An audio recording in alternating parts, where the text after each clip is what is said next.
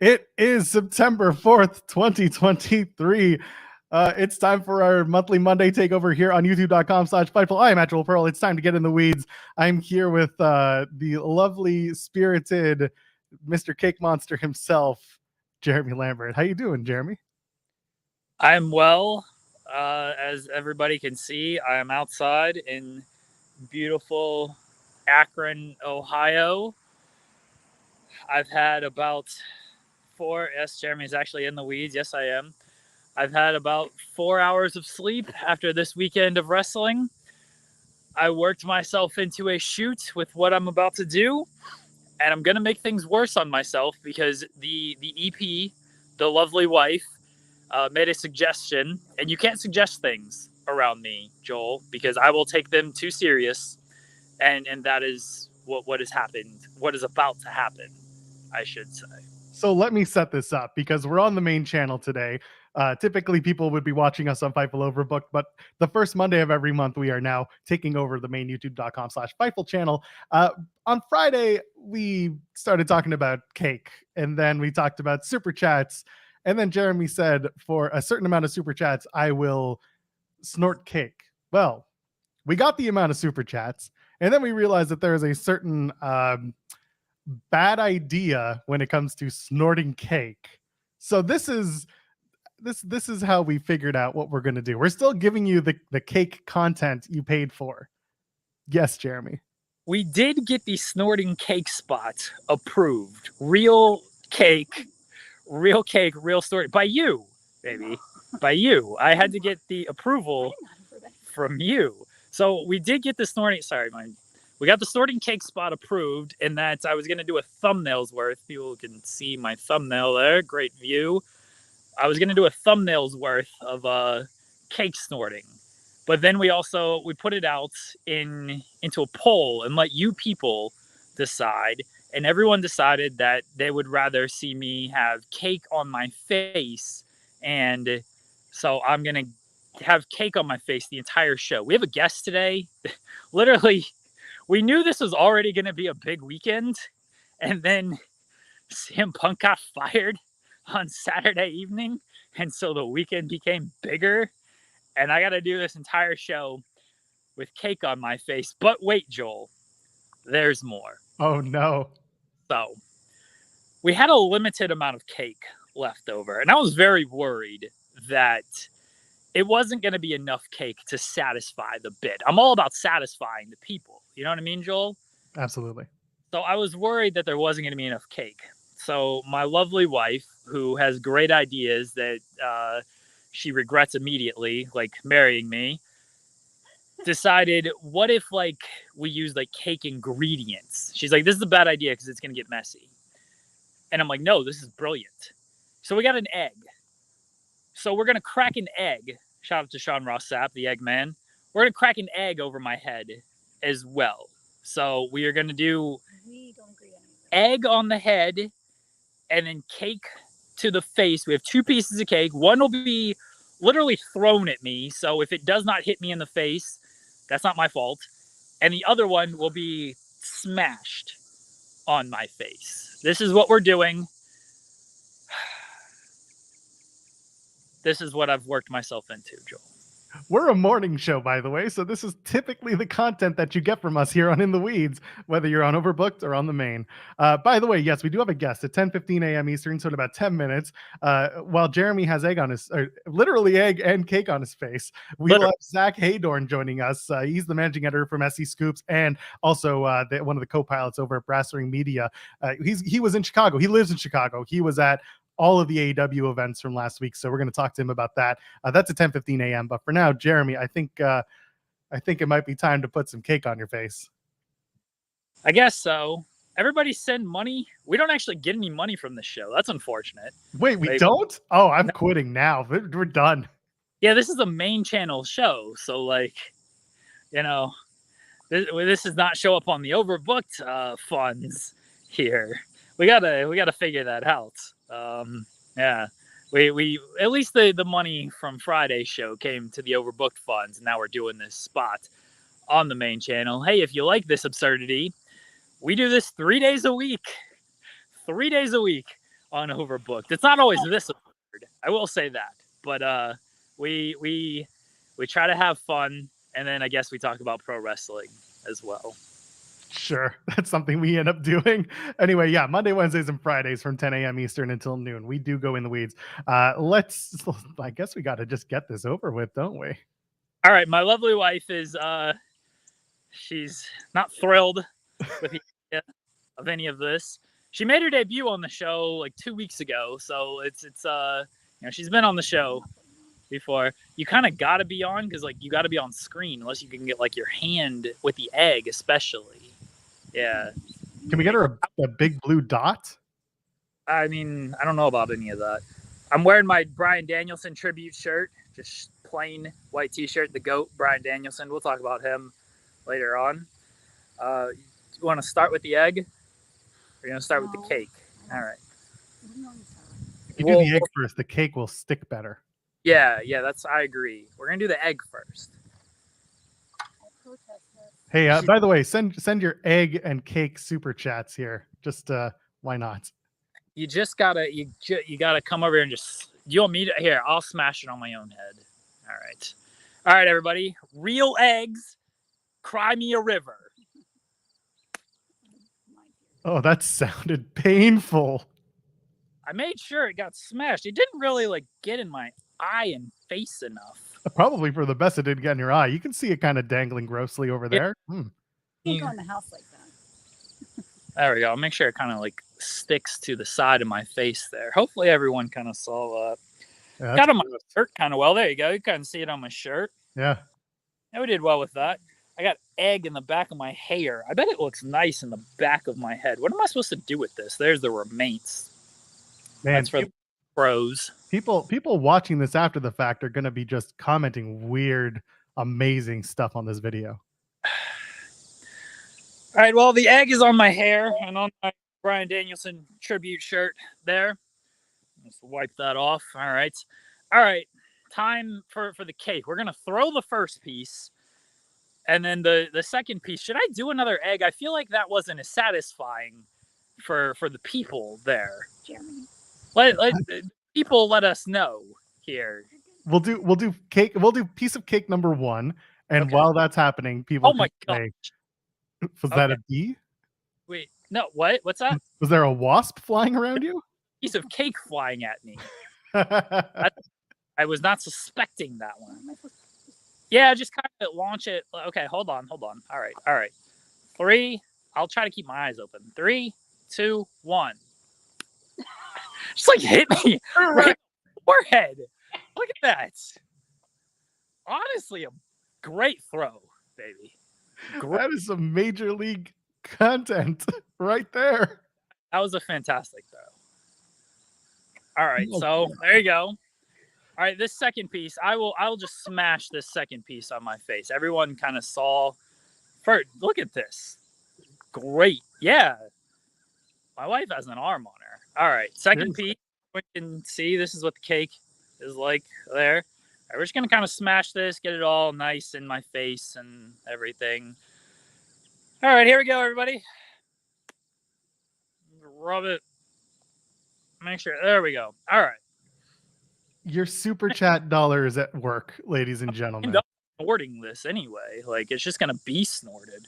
All over my hand. Very, very nice. You can stay out here. Yeah, I don't know how much. I was just going to have to do the show from, like, out here. Going inside like this and, like, keeping it on my face. As you talk, it's dripping. Yeah, it's going to be pretty difficult here. You look like Brian Cage when he paints his face.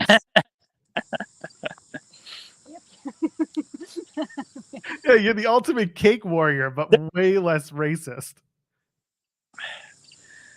I might do this show just fully in the weeds today. I'm holding my phone is not going to be fun. Yeah, I would do that. The audio's garbage. Oh, the audio's not good. Well, I can't exactly get cleaned up. Baby. We have to clean it up. I can't fully get cleaned. You can get a little cleaned up, at least enough that you can do the show without angering anyone in the house. I look brilliant, though. Like I like this look for me. It's a You should try exfoliating face masks more often. What if I have a microphone? Hold on. Get All a right. full effect. Oh yeah, you can see like the shirt and everything. There's like egg dripping down my back. It does not feel great. I'm pretty sure it's like egg pieces. And Hose him down. yeah, I mean that would be a great bit too. We do have a hose. No, the hose broke. Oh, never mind. It's broken. Well, also you're wearing a white shirt. That content is for premium subscribers. Yeah. You can't just give away the white T-shirt like that. OnlyFans, sign up to that. I feel I can get away with in the house like this. Put like a towel down or something. Yeah, just put a towel around your shoulders. Yeah. And you just kind of wipe it off a little bit. You don't have to do it with full-on cake effect. We got it. Let's go. You know what? In honor of 1 year of the All Out press conference, we got kind of a caked face like CM Punk had. We'll have the towel around the neck. I feel like we can do this. I think we have a pack of mini muffins left. And we got mini muffins that I can eat on air as well. So, that. All right. Can I get a towel, please? Yes. Okay. Thank you. No. All right. The lovely wife is going to get a towel. There's another piece of cake here that just kind of chilled because this is the remains. It's got a rock in it. This is what has happened. The other piece. This was the one that hit me in the forehead. Everybody. Right I there. was just gonna ask, why are you putting rocks in your cake? But I guess this is the content. Yeah, that's the one that hit me in the forehead. So you can get this on eBay. I guess I'll sell this on eBay. A premium piece of cake that hit Jeremy Lambert's in the forehead in the weeds on September 4th. I feel like if we ever opened up Overbook membership, we would use that piece of cake as like the content that gets us there. Well, I just tossed it literally in the weeds, so now it belongs to great bit. Maybe I should take a photo of it later on of the cake in the weeds. I do have very good CM Punkness going on here. This is, you know what? This worked out better than I thought it would, Joel. Zack Heydorn just showed up backstage. He's ready. I can pull him on while you go get yourself cleaned up. I'm not really gonna get cleaned up. I will be pulled off, but the next time you see me, I will have a towel around my neck. I will be eating mini muffins. And they'll be looking like this. In honor of 1 year ago, maybe I'll screw up my audio as well. In honor of 1 year ago, the greatest 1 year run in wrestling history, Mr. CM Punk, I pay tribute to you. All right. I'll see everybody shortly. We'll see you soon, Jeremy. All right. I think he's ready. Ladies and gentlemen, from SEScoops managing editor and from Brass Ring Media, the one and the only Zack Heydorn joins me now. How you doing, Zack? Oh, what's going on, Joel? I'm doing good. It's been quite the weekend. I came in right at the right time with the CM cake stuff with Jeremy. Boy, oh boy, you guys are getting after it this Monday morning. Hey, we got to start our mornings hot. When we're on the main channel, we got to do whatever we can to pull the viewership. Sometimes you just got to put a little egg and cake on your face. That's Absolutely. No, thanks for having me. It's always great to join you guys, and I'm really glad to be here. Well, Jeremy's going to join us in a few minutes. He's just going to get himself somewhat cleaned up. I don't know what the plan is. He's got that's a home Jeremy problem. So where do we want to start? You were in Chicago. You are in Chicago. You live in Chicago, or at least outside Chicago. Regardless, you were at all the AEW shows. I see the freelance hat. You were probably at the freelance show as well. Yes. Give me your 2-3 word answer for how this week was for you as a fan. Really freaking busy. That's how I would say it. But really fun at the same time. I mean, you get I'm lucky to have this event in my backyard here, and it's a maximum 40-minute drive to really any of the shows. And so I was able to take in some really good wrestling, some really different kinds of shows. See a lot of the current big stars, but then some up and comers and some folks that are grinding it out on the indie scene too. And so it was really cool to be able to do that and catch everything. And you're kind of course running from place to place, venue to venue, but yeah, I mean it's fun to see people applying their trade and doing their art in front of folks, big crowds, small crowds, and everything in between. So it was a blast. talk to me about CM Punk. He was terminated, let go from AEW on Saturday. We found out in the afternoon, just hours before AEW Collision at the United Center. You attended Dynamite as well at the Now Arena. What was the feeling going from Wednesday at Now Arena when it was still kind of a question whether or not CM Punk was going to be a part of AEW at all, to Saturday night at the United Center when people found out that Punk is gone, and Tony Khan had even addressed the fans in attendance as well. Man, you know what? Like, at Dynamite at the Now Arena was depressing. Like, it was depressing. Like, I remember I walked in and I was like, are we at a wrestling show, or are we at like, some kind of like work, conference where everybody's like, walking around on eggshells? Like, Dynamite felt like, a fan base that was tired, that like knew there was like backstage stuff going on, was just coming off of All In from the previous weekend, just days before, and just tired. Like, they really did. I remember looking around being like, man, there's absolutely no energy in this building right now. And that really stuck with me. Like, I walked out of there going, oh man, they've got a big uphill climb, because between that day and Sunday, there's StarCast, tons of independent shows. All these wrestling fans are going to be doing all this wrestling stuff. And already on Wednesday, day one, they're exhausted. So that stuck with me. But then, when we got to Saturday inside the United Center and the news about CM Punk like broke, and people kind of had that definitive, okay, he's not going to be here. We need to get on with our weekend and with our show. I think that helped energize things, to be completely frank. Like, I think like putting that, just being able to discard that story and get on with the weekend helped a lot. Tony Khan, like doing that little sit down thing at the beginning of the show in front of the live audience on Saturday night, I think was risky because, you didn't know how people would react. And obviously there's a good chunk of the audience that was, CM Punk apologists, if you will, or just fans. And, Tony Khan had a hand in really turning the tide with Punk. Like, I think sitting there and telling the story and being as passionate as he was, whether it was a put on or not, I suppose it doesn't really matter, because I think, after he told the story about what happened and how, upset he was about it, but it was how it was the right thing.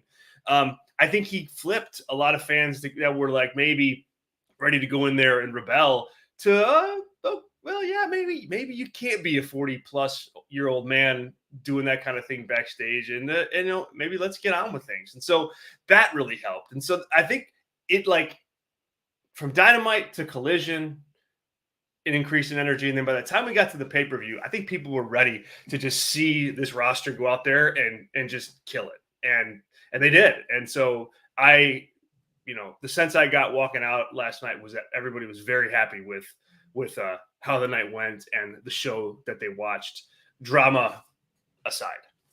I'm going to bring Jeremy Lambert back in because he is back with a lot of cake on his face. But Jeremy, what's up, Jeremy? Hi, Zach. Sorry that you've joined us on this particular show for this particular day. You did professional work this week, and then here you are with us and me having look like this all show. So, but thank you for being here. Is it bad that cake looks delicious right now? It was very good. I will say it's probably like a week old at this point. So as it drips down, the wife made it, and it was very good when it was edible. And now I don't think anybody wants to. All right, it's just going to continue to drip. There we go. Okay, I don't think anybody wants it now. You look great, Jeremy. Thank you. Thank you. Go ahead, Jeremy. I don't know if you have a question for Zack to kick this off, but we were just talking about the difference between Wednesday and Saturday's show, just the feeling, and of course the Punk news dropping on Saturday as well, and how that all affected the audience. Yeah, I heard you talking about how Tony Khan came out there and then addressed the audience on Collision and kind of changed things around and turned things into his favor. Because I don't know if anybody really expected that. I didn't expect Collision to open with the video that it opened with, where he addressed it either. So that was honestly a nice surprise. And then the press conference, he was asked a little bit about it, but didn't get too much into it. As far as, I mean, let's get into All Out a little bit. I think a lot of people didn't have high expectations for it. And then by the end of it, I think everybody can agree it was one of the best shows of the year. What were your expectations for All Out? And then after the Punk news, what were your expectations? And then what'd you think of the show overall? So going into the show, I was, pretty just critically down on the on what they put together, just because you're asking people to shell out $50 after shelling out $50 last week, and you've got your two top stars in MJF and Adam Cole in a throwaway tag team match for the ROH titles. Soraya's not wrestling and Sting's not on the card, and and so it just, the Bucks are kind of in an 8-person tag match. So it's like, it just kind of felt like, all right, like I know that, things happened, and you're kind of stuck, but I still felt that you wanted to put a better foot forward in building this thing, even if you only have a week. And so I thought they kind of missed on that. Once they announced Bryan Danielson for the show, like I thought to myself, okay, that this card needed that badly. Like it needed like some tip top surprise level star power to kind of just help pull the card up to pay-per-view level, so to speak. And so I thought he did a really great job of that, and that was a smart call. And I think it just emphasizes just how important like star power is. Like if you forgot for some reason, wrestling's still a star business, and the Danielson edition I think really helped. Once Sunday came around though, and I was sitting at the bar before the show, just waiting to go in and having some drinks with some people, it was like, okay, like you're going to go see an AEW show now, and it's going to be a pretty darn good show. Like they don't miss, as usually, when it comes time to actually deliver like a pay-per-view quality show. And I don't think that's something that if you're Tony Khan, you want to lean on like as a business practice with no question, because you want people to buy the pay-per-views. But I think once you got past like, all right, the car's been built and they're going to go live in an hour, my anticipation was pretty high for like watching some of this stuff, and it turned out to be very, very good. So again, I wouldn't make it a business practice to not build your pay-per-view because your wrestlers can deliver. But in this instance, given the circumstances, he leaned on the talent, and the talent came through big time. Did it feel going into the show from others that there was kind of this feeling of like, we're just here for a show, and then everything kind of turned around with the work being done? Or was it just kind of hot the whole way through and people just kind of trusted the process all the way? No, I think people, like a lot of people, the sentiment was more like me. Like everybody could recognize, all right, this is like on paper, like not a pay-per-view or like level card necessarily. But at the same time, they already had their ticket, and so they're going to go in and just try to enjoy themselves. And I think that's exactly what happened. What'd you make of the crowd, really both nights? Because I think a lot of people were expecting the CM Punk chants, the CM Punk takeover, everything, and it really didn't happen. So what'd you make of the crowd both nights for the show? The CM Punk stuff was crazy. Like, I mean, outside of when the Young Bucks were out there, because it got a little rowdy at that time. Like, so I would say that when they were out wrestling or out there during Collision, there was a heightened sense of like CM Punk positivity for some reason. But at any other time throughout the show, when there'd be just even like a hint of a CM Punk chant, it was immediately drowned out by boos. And that, I mean, is unheard of in this city, especially like, CM Punk chants have been like the chant to do for, disdain for the wrestling product that you're watching for almost 10 years now.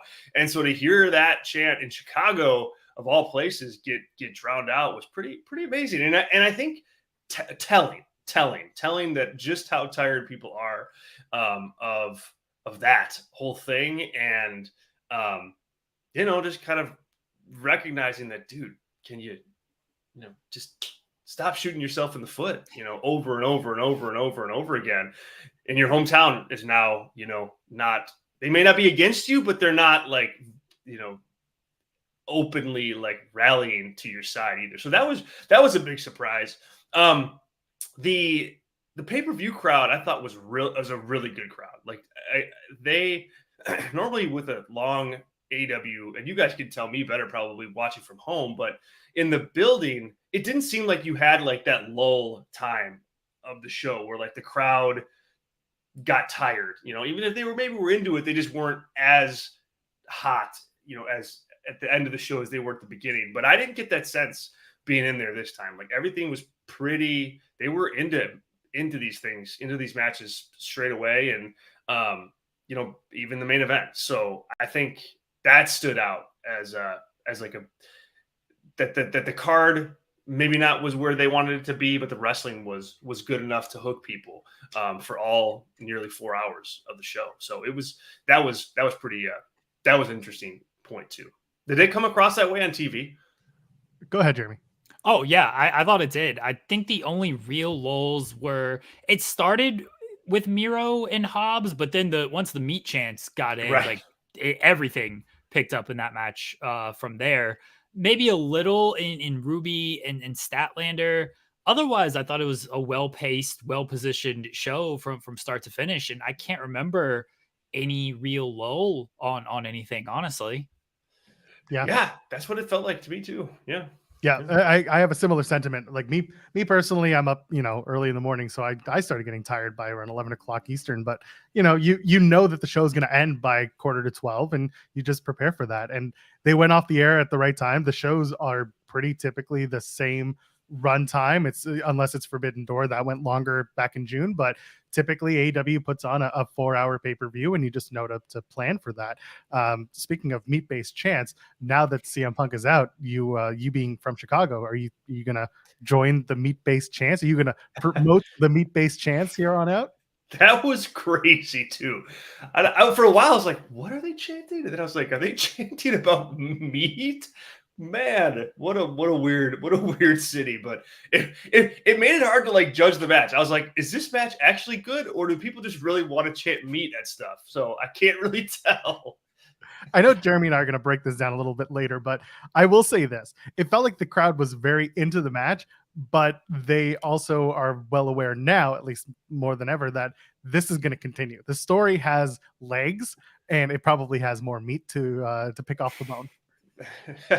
Yeah, for sure. And my guess is that there's a T-shirt on the way for both those guys that they're gonna make some nice royalties on. Or at least hopefully they will. Assuming WWE and Big E don't have those locked up in the trademark departments. Yeah, so that pesky Vince probably went online immediately and filed to trademark that thing. Just lying in bed watching the AEW product. That's what he has to do. That totally sounds like him, doesn't it? I think the only other kind of lull was maybe the tag team match, Eddie and Shibata against Claudio and Yuta. Not that the crowd like wasn't into it, but compared to the rest of the show, you could tell it was down a little bit. And I think most people wanted to see Eddie win, and then him losing to a European uppercut did not sit well with everyone. And I know Joel is going to say final battle's the moment, final battle's the moment. Nope. And it's not even that. It's that match came right after an incredible strap match. It did, yeah. Very invested in. So yes, I understand completely what was going on in the moment, but it's good. And that was like again, this is where it was well-paced, well-positioned of like, okay, you got this incredible stat match. Let's just kind of do a, for lack of a better term, meat and potatoes tag team match and then bring it back up again with Omega and Takeshita. Like, I think that was a by design kind of thing. And so it's where just it came down to, I thought the pacing and everything was really good throughout the show. Zack, I do want to ask you about kind of your overall weekend, sort of moving away from AEW a little bit, but I saw you did some interviews. I saw Nick Wayne was one of them. Nick Gage was another one. How was your Starcast experience? Starcast was fun, man. It was really fun. It was a different experience this time than the last two here. Just I think a little more tempered. I mean, I think that there's an element of I don't want to say the town burnt out, but like, burning out, possibly. Like it just was a little.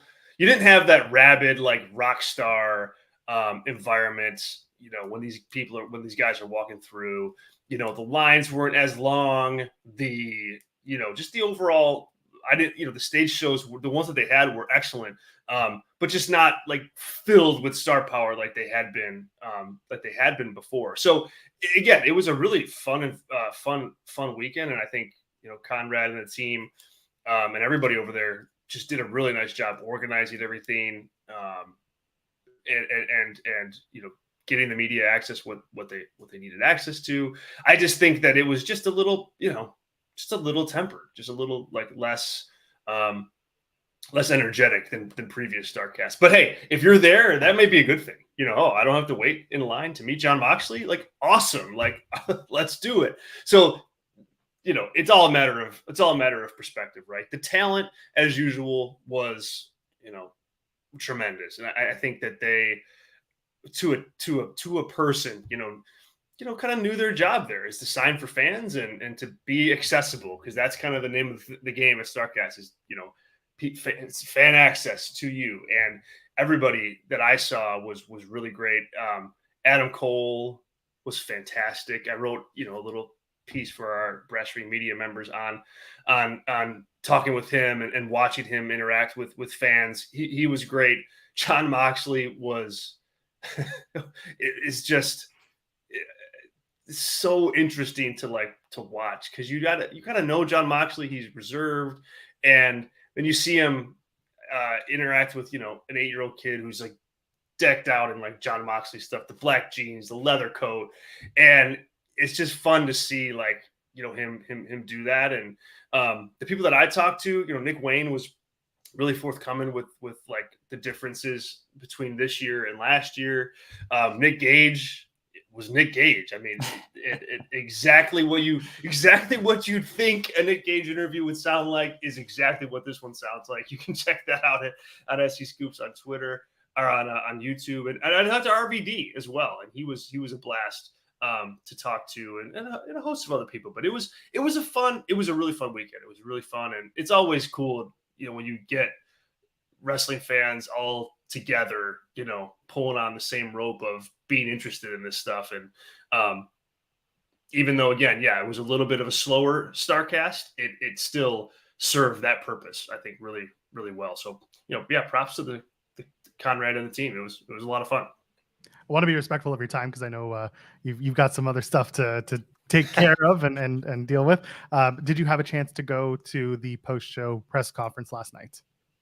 So I did not go. We divided and conquered with at SEScoops, and so we had other representation there. But I was the guy behind the scenes pulling the news stories out of that conference, out of the press conference. But I did watch it, and the one note that I would have, again, not being there, but I thought, and I noted this on Twitter too last night, I thought it was Tony Khan's best media scrum yet. Like, I think that he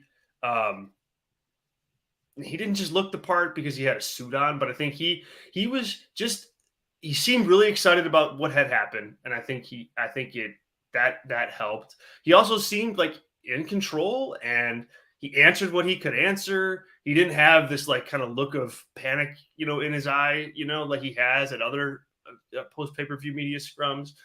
Not even just All Out last year, but like there's been other pay-per-view scrums where you're like, this guy is very, very stressed. And here he was in control, giving answers, being forthcoming. And so I thought, and more than anything else, like seeming to be ready to move on, ready to move forward, whatever that means, like without CM Punk, without the drama, without trying to figure out a way to fit him in to, the show. He talked about Jack Perry and how he's been indefinitely suspended too. So, I think he did his best to say what he could to kind of get the story out there and then move on. And I think that, if that Tony Khan shows up more, and if this situation, taught him a little bit on how to like lead a locker room and lead a pro wrestling company, that it'll be a tough price to pay, but a good one in the end. Joel just wanted to ask if there was any water at the media scrum. That's all he wanted to know. So much water. Part of me so much water, man. I mean, you guys saw it. He just kept filling. It was like a never-ending water bottle. Yeah, but what about the people in the audience? The media members. Joel wants to make sure the media members are taken care of. They need to be hydrated. It's very important. We're talking too. Yeah, it's true. But you know what? I can't speak to that. No comment. No comment on the water. Zack, we appreciate you joining us this morning. I know it was a busy weekend for you. I know you were up late. I saw your tweets at 3:30 a.m. when I was also up as well. So it was a busy weekend for a lot of us. And you are on the ground there in Chicago. Thank you for joining us this morning. Let everybody know where they can find you at. Look, guys, thank you so much for having me. It's always great to talk wrestling with you. Happy to do it. Always enjoy my time here. You can follow me on Twitter at Zack_Heydorn. It's right there. And you can also follow our new project. It's called Brass Ring Media. You can check us out on Twitter at BrassRing_media for wrestling conversation like we just had. We've got a newsletter that is updated regularly with stories and columns from a host of different people. And you can subscribe for free there. And also, if you want to just get the whole Brass Ring Media experience with this and exclusive shows, exclusive podcasts, exclusive YouTube content and videos, and access to what has become a really fun Discord environment, you can find us on Patreon. It's $4 a month for everything. So a pretty good deal. And we will make sure to earn that $4. So give us a shot. Search Brass Ring Media on Patreon. Zack, thank you so much for joining us. Appreciate your time. And we're going to do it again. There's always so much to talk about. Me, I always appreciate when you're on. Awesome. Thanks, I appreciate you guys. Thank you. Thanks, man. There you go. Zack Heydorn from SEScoops, Brass Ring Media. Appreciate him joining us on this morning because he was on the ground in Chicago and he had a busy weekend. Joel, to do the rest of this show, and I look like this. You look great. So you just want to get into it, Joel? Here we go. Do you want to get in the weeds? Yeah. Hostess mini muffins. Oh, blueberry. Yeah. Hostess open 7 days a week. From what I know, you can go to your local grocery store. I don't have trouble opening these. You can go to your local grocery store and find them. Maybe not today because it's closed for Labor Day, but I don't think grocery stores are closed on Labor Day. Mine are. So really? Yeah, there are a couple of, I was looking at this earlier because this morning I went out for a very long walk with my kid and not much is open. Not much I know. Like the major mall in Toronto, there are a few of them, they're open. But other than that, yeah, everything else is closed. A couple beer stores. The Royal Ontario Museum is open. Probably going to go there later. Yeah, it's just a closed day. Okay. Well, I don't think they're closed here, even though it's Labor Day. But so CM Punk Saturday evening. Oh, go ahead. First of all, if you haven't already, leave a thumbs up on the video because we haven't gotten there yet. And while you're leaving a thumbs up, you can go ahead and subscribe to both youtube.com/Fightful and of course over at youtube.com/Fightful Overbooked, where we normally do this show. You should come and join us there as well every Monday, Wednesday, and Friday at 10 a.m. Eastern till noon. Let's also grab your super chats. Any amount, get your question or statement read on the air. Of course, sometimes we pull up some stuff from the chat depending on what's going on, but your support is always appreciated because let's face it, we need to put more cake on Jeremy's face. I guess so. I mean, look, I committed to the bit. Everybody, no one will ever say that I'm not committed to this business. Saturday evening, CM Punk. Look, I should have gotten some spin drifts, but I didn't know the bit was going to go this way until it went this way. Okay, sometimes I don't prepare for a lot of this stuff. I just do it, and then things come out of it. What can you do? But I do have my water. Great value drinking water. There you go. Saturday evening. AEW puts out a statement.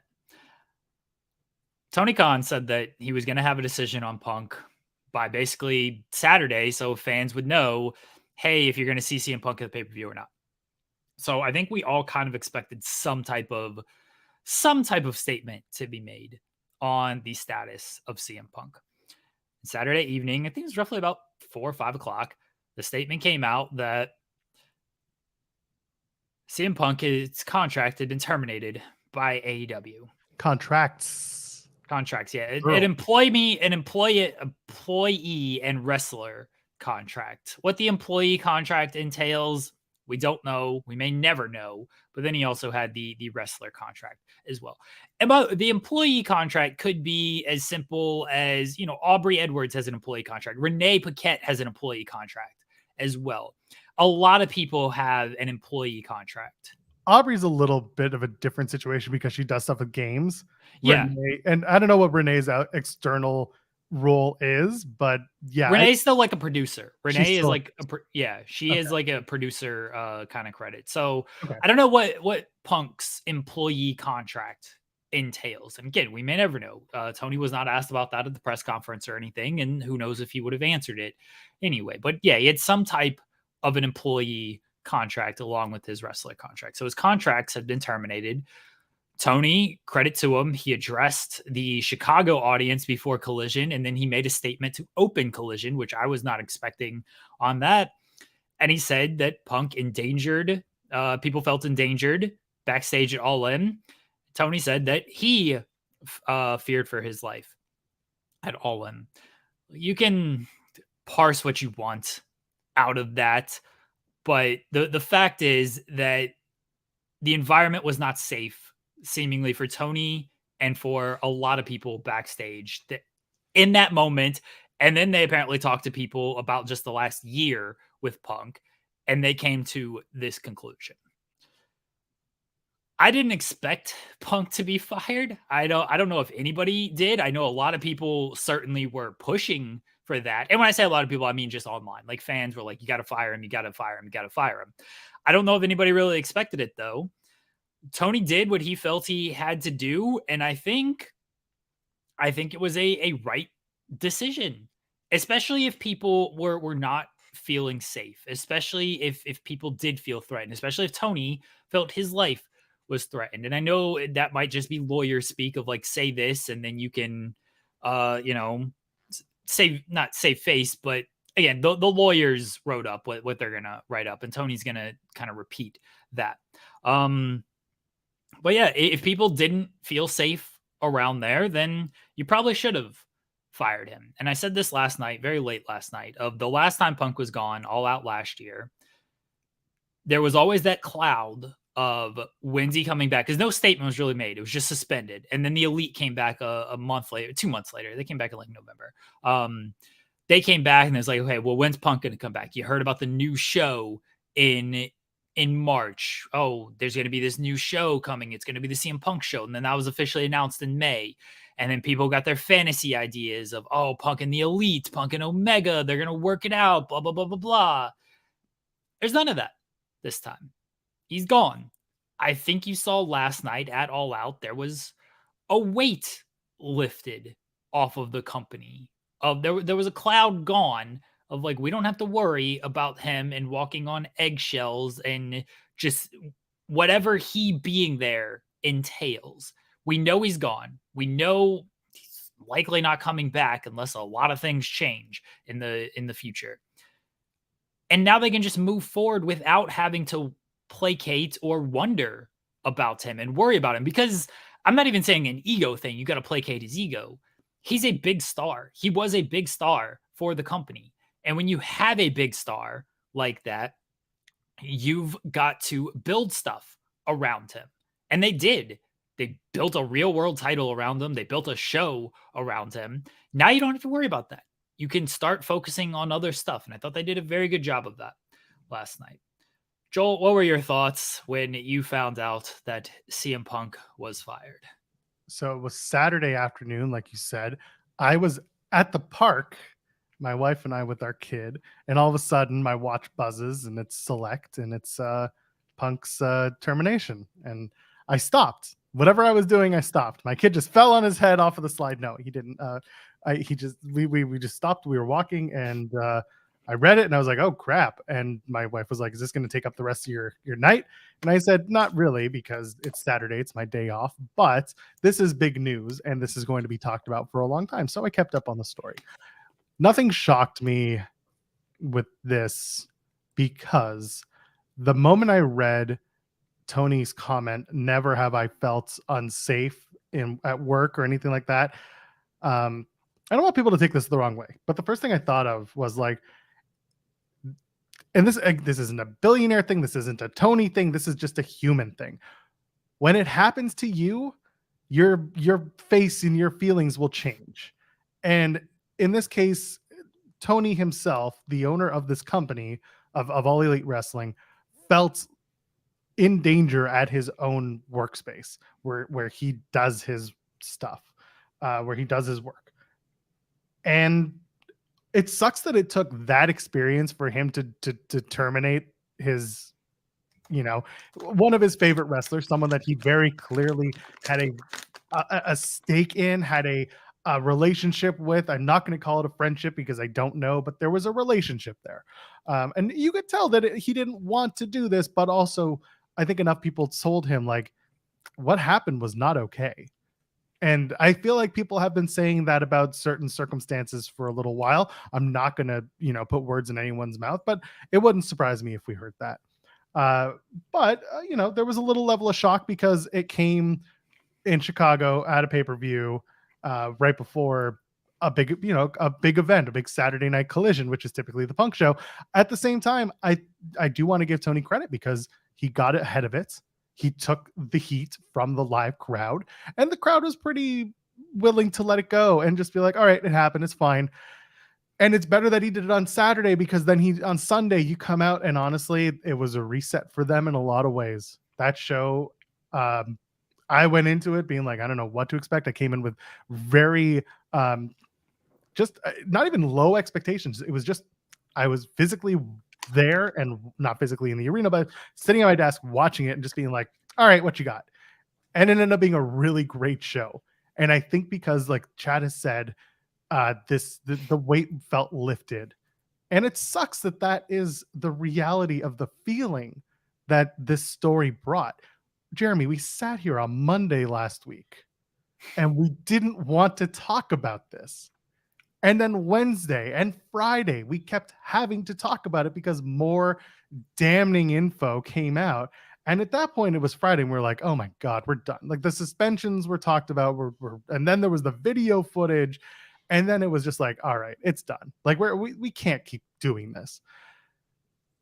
The joke I made to Kate was like, what are you and I going to talk about on our show when we come back? Because CM Punk is no longer going to be on the thumbnail from here on in. But the good news is when you put on a show like Sunday night, like All Out, you'll have much more to talk about that will get people invested because the strap match alone really told the story of this company figuring it out in the last minute and getting shit together. So Punk being gone, yeah, listen, his fans, his ardent fans, they're upset, some more than others. But I think with time, they'll see that this is beneficial for everybody. Does this mean Punk could come back at one point? Sure, anything could happen. Punk could end up in another company. I don't want him in Impact. But he could show up literally anywhere. And there will be a draw that comes with that. Sure, that's fine. But then it's going to be up to people to realize whether or not they can handle I'm going to say passion, because I really think that at the end of the day, what Punk brings more than anything else is passion for business and passion for his business of being CM Punk. And if people know how to work with that passion and mold it into something that is undeniable and something that is just powerful without overpowering the rest of the show and the rest of the talent, then you really do have money on your hands. And that's why the conversation about him potentially going back to WWE, that really is one of the only places where what I just said is a possibility, because AEW, I've said this 100 million times here and elsewhere. The silliest thing that I ever heard anyone say was Aubrey Edwards saying, we wear a lot of hats here and we're really proud of that. And I'm like, good, little engine that could. I'm glad that this company is really proud of the work they do given the limited staff power they have. But in a case like this, WWE has so many people that are going to keep this shit internal and not get it out as much as it has. They can control it so much better because they have so many people working in their PR, working in their just any department they can to plug a leak like this. And that's the only reason why I could see Punk going back to WWE, despite, some people reportedly not being a big fan of him over there as well right now. I think the only place, if he goes back anywhere, is WWE. Or the NWA, baby. Billy's going to get... No, I agree. I don't think he's going anywhere else. And because of that, because he does want a lot of control. And if he goes to another company, let's be honest, they're all smaller than AEW. Look what he did in AEW where he felt he was a little bit bigger than the company at times. He certainly felt he knew more than the elite and things like that. And look what he did. Look how he acted with that. If he goes to Impact, NWA, any of those, like, it feels like it's going to be the same thing where he feels he knows best and he feels he knows what can take him to the top. He's got a chip on his shoulder, right or wrong. He does. And I think he felt a little scorned by WWE for what happened almost a decade ago. And that's completely within his right. That was not a good situation. Everything when that fallout. I'm sure he wanted to throw that in their faces and be like, look what a big deal I am. Look what I can bring to a company. So if he goes to another company that is smaller than AEW, smaller than WWE, that ship is probably still going to be there, especially after all this. That's why it feels like WWE or nothing, because at least if he goes there, he will be in a big environment and maybe that chip will shrink a little bit. I'm sure he will still feel like he has a lot to prove because everyone does, but he won't overpower what else is happening there. Cody has talked about this when he's been back in WWE. You have so much control and you have so much to do. You mentioned we wear a lot of hats comment by Aubrey. You have so much to do and so much control in AEW. And in some cases that's good, but Cody has said, like, I enjoy that I just don't have to do everything. I can do certain things, but I don't need to worry about my next merch design. I kind of just do it, pass it on. I get the numbers. I don't have to micromanage every single aspect of my career. I just kind of show up, put on for the fans, do what I can for the fans. If I want to do certain things, I can, but I don't need to pour over every little detail like you kind of seems a lot of people have to do or need to do in AEW. WWE just has people who do that for you. And maybe that's what Punk needs. Maybe that works out better for Punk. He was in WWE for a long time. He had a lot of success in WWE. It didn't work out in the end because of various circumstances, but I don't think that was... I think that was a good controlled environment for him that just, it ran its course at the end of the day. As far as him leaving AEW and him being terminated from AEW, it's unfortunate as a television viewer, because I will say when he came back in August 2021, that first dance moment was very special. Like that was an all-time moment. I was there in Chicago for his first match back against Darby Allin, which was a fantastic match. I loved basically everything he did on screen until this last run where the work to shoot stuff got a little bit, okay, what are we doing here? It's not leading to anything. I said it many times. You're trying to shoot yourself into a work, and it never turned out because he kept pushing, I'm going to take shots at the Bucks and they'll want to work with me. It's like, no, this isn't how you handle it, man. They clearly don't want to do this. So you got to move on and put on your best television product and not worry about what they're doing. Get back at them by just putting on a better show instead of worrying about what they're doing and taking these shots at them to try to lead to an angle. If they don't want to do business and they don't want to work with you and they are leaving money on the table in your eyes, let them do that. But the fact is, he kept trying to push this stuff and he kept trying to tell everybody through various outlets, they don't want to work with me. They don't want to work with me. I'm trying to work with them. I'm trying to do all of this. He's trying to paint them in a bad light with that. His side was, And I think that ultimately backfired in a lot of ways. You should have just let it go. You got to frozen this, and you just got to let this stuff go and just handle your own business. You know, there's this he said, she said of the cancel. I know he said of the canceled meeting in Atlanta. Was it ever scheduled? Did Punk thought it was going to happen? The Bucks just immediately shot it down and nothing was actually scheduled. You're just trying to paint people in a bad light of like, see, they didn't want to work with me. This is why I was so frustrated. It's been a year. You got to understand people can, and I've said this many times over the last year, what happened at All Out last year involved the real people with real feelings, and you can apologize, but you cannot control their actions and whether or not they accept your apology. And because of that, you can have your apology. If they don't accept it, you move on and you try to do the work to do the best you can on yourself and not worry about what they're doing. You don't have to worry about them. You're on different shows. You're doing your own thing. Just let them be. And he couldn't do that. And then he had his own actions. And Tony Khan and the Elite were not in control of that. Everyone needs to understand that no one forced anyone into the actions that were taken here. And I mean that not CM Punk clearly forced something when it came to Tony Khan terminating the contract. No one forced CM Punk to react the way he did to whether it was the petty shots by Jack Perry, whether it was the Elite not forgiving him.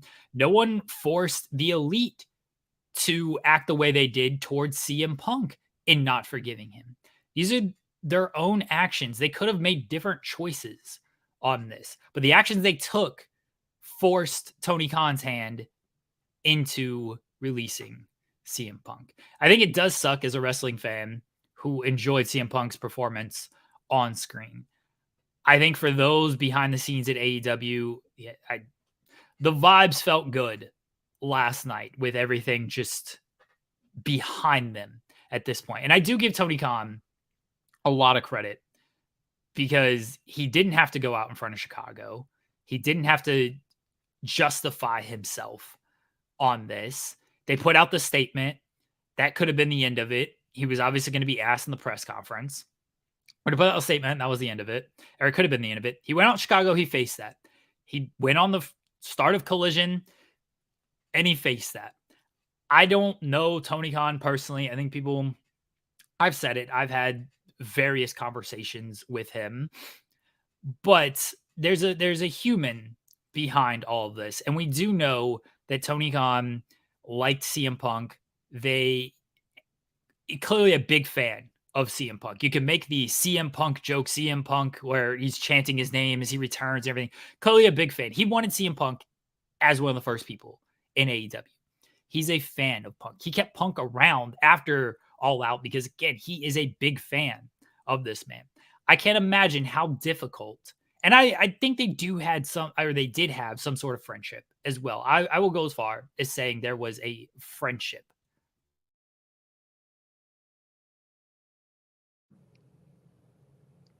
Are we back? Oh, now we're back. Okay. Yes, I saw my internet cut. All right. I will go as far as say they were friends. I will say that because they were certainly friendly before everything kind of happened. I think it was very difficult for Tony Khan to do what he did on a week that should have not been about this. They should have been celebrating All In and what a success that was. They should have been celebrating All Out and running Chicago 3 times and having a good market for that and being back in their home base and everything. They should have been celebrating all of that stuff. Instead, Tony had to deal with firing one of his biggest stars.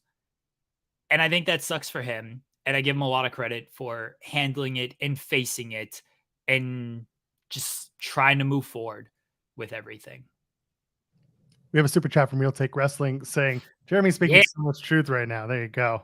Thanks. With cake on my face, looking like an idiot, but appreciate it. And honestly, this is basically what our show is like every single 3 times a week over on Overbooked. This is the stuff we do. We do really get in the weeds. We try to talk about this stuff from a variety of points of view. You brought up, CM Punk the wrestler, and the amount of like excitement his return brought.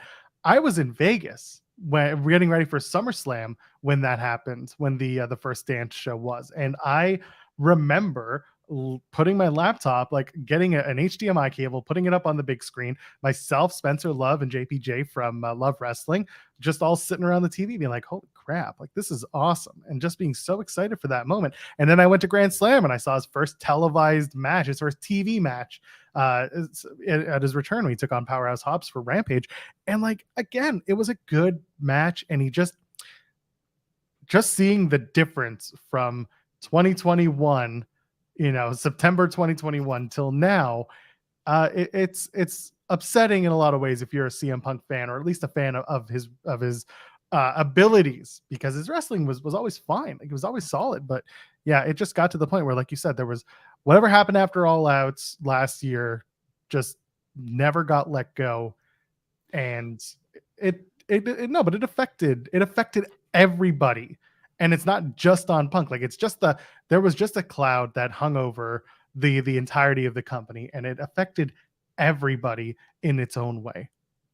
Well, it was not only All Out. If you listen to Punk, it dates back to the Hangman and the workers' rights line. Yes. Could that have been handled better then and there and squashed immediately? Maybe. Punk clearly was not happy that it was not handled a certain way.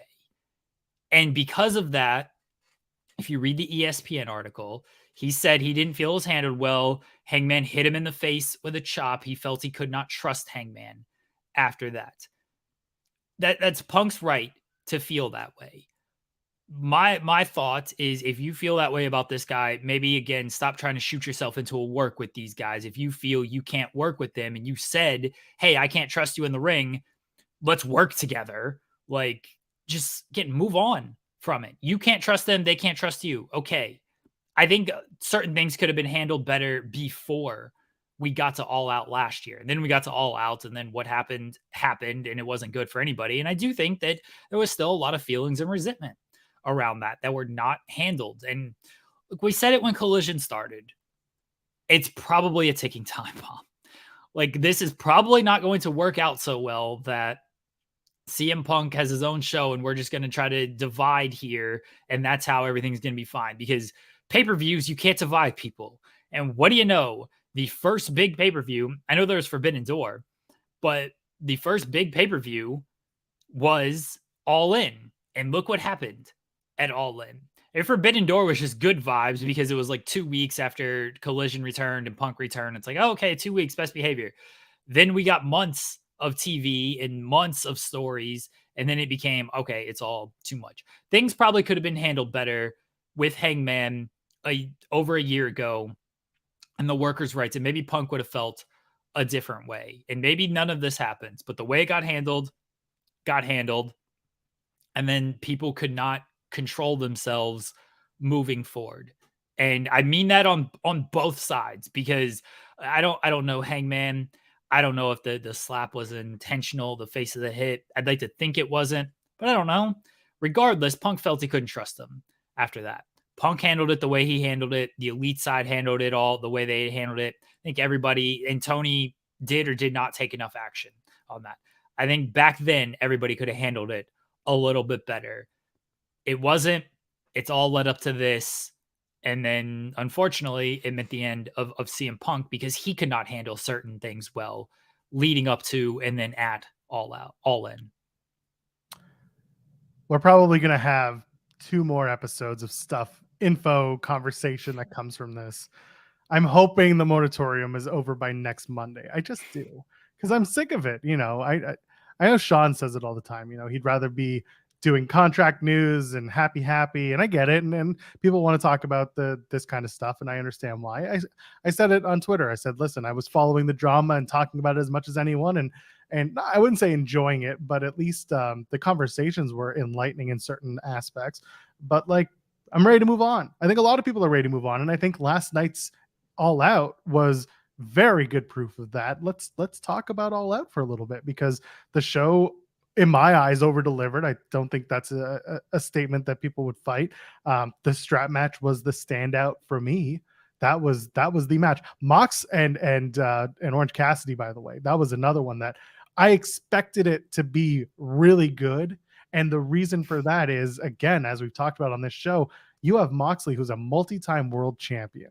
You have someone who is, you want to talk about pillars, he is their heavyweight pillar. He is someone that has been trusted and someone who has been part of that company as an A+ VIP player for so long, basically since, well, not since inception, but let's just say inception for the sake of arguments. It has been since inception. He was there the first show, Double or Nothing. Was Double or Nothing the first show? I keep thinking that there was a show before that. No, Double or Nothing was their first show. He wasn't there at the big Jaguars announcement. Sure.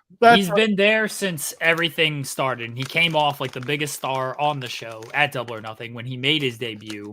He was the people did not expect it. He was the outsider because Jericho came in the first. He was on the first event anyway. But yeah, Moxley's been there since the beginning, and Orange Cassidy has been there as well since the beginning. And both men have never given this issue to the company, and have done basically the most that they could to get over two very different characters and two very different styles of wrestling. And for me, that match just, it worked, man. It was good. I said it online. The Intercontinental, not the Intercontinental. Oh my God, I knew I would do it. The International Championship was the rare time where you had two contenders and a championship all elevated in the same match. And it didn't matter who won, and it didn't matter what the outcome, well, it would have, but in this case, it doesn't matter what the outcome would have been. Everyone was going to look good out of this, and they found a way to do it.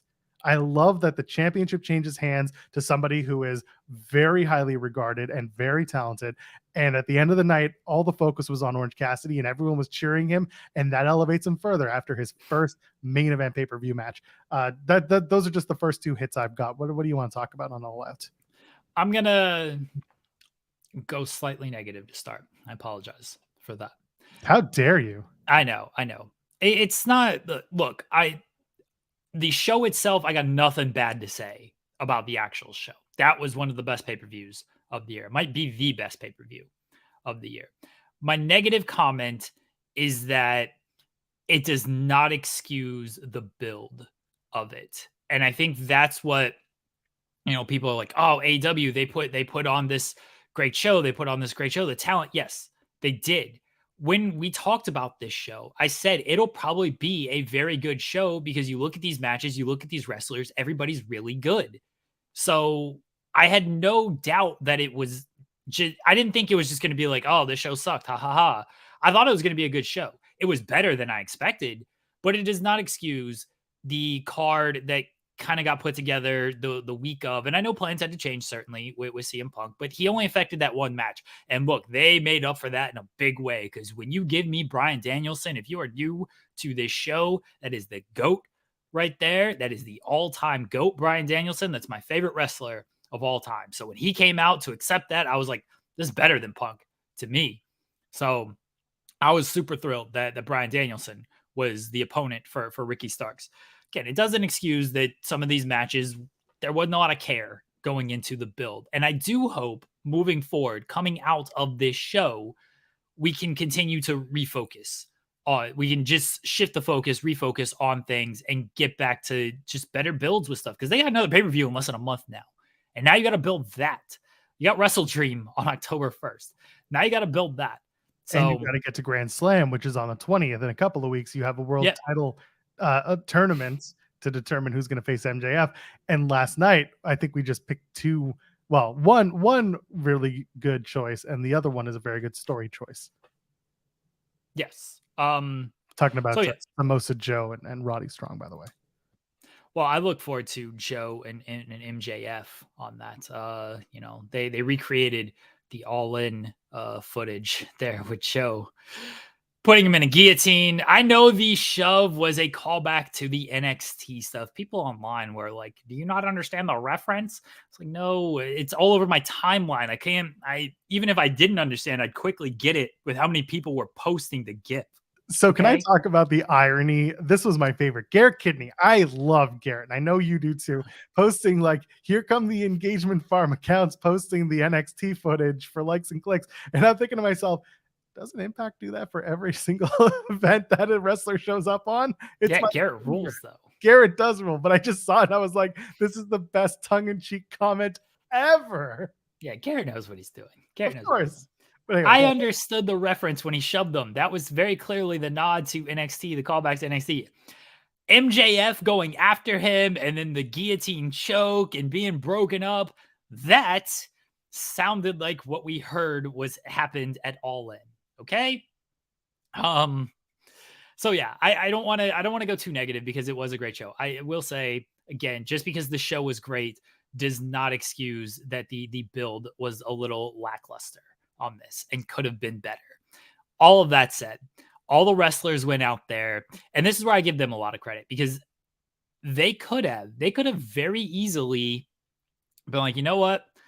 This match doesn't feel super important to me. Certain people anyway could have been like, this match is what it is right here. And then all this stuff is happening. We had a lot of travel this past week because a lot of these people were in London. All the stuff with Punk has come out. Maybe we just take it a little easy. And they didn't. Redman Survivor says, felt like the whole roster had points proof. And I do think that. And I think there's a reason for that in who was on this show and who performed the way they performed. And I say that of MJF and Adam Cole got a lot of pride.